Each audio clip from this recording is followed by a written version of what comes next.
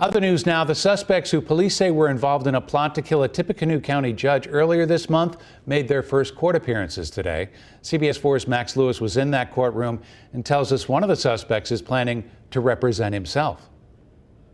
One after another, the three suspected gang members who police say were involved in the shooting of an Indiana judge were marched into court for their initial hearings. Handcuffed and in jail jumpsuits, all of them pleaded not guilty before Special Judge Lisa Swaim. The numerous charges read to them, and then the judge setting bond for each in the millions of dollars. The bond would be set at $3 million cash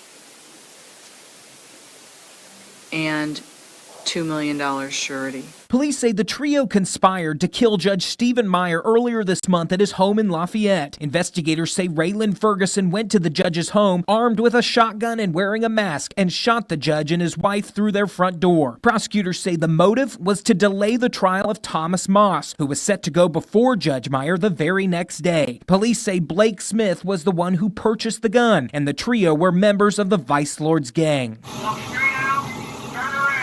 All of them were arrested and charged with several felonies, including attempted murder and conspiracy to commit murder. The hearings were very standard until it came to the issue of attorneys. Smith and Ferguson requesting public defenders, but Thomas Moss took a different path. You can hire your own? Am I able to represent myself? Despite a warning from the judge, Moss moved forward with wanting to represent himself. Moss's ex-wife, Amanda Millsap, was also charged for trying to pay off a witness in the case. She made her initial appearance today as well. Her bond in this case should not be based on the actions of those other individuals when there is no connection between my client and any of those alleged crimes. Her attorney, Earl McCoy, argued that police did not establish probable cause to arrest her, but the judge disagreed. However, Judge Swaim said the state's $10 million bond was excessive and set Millsap's bond at $1 million surety and $500,000 cash.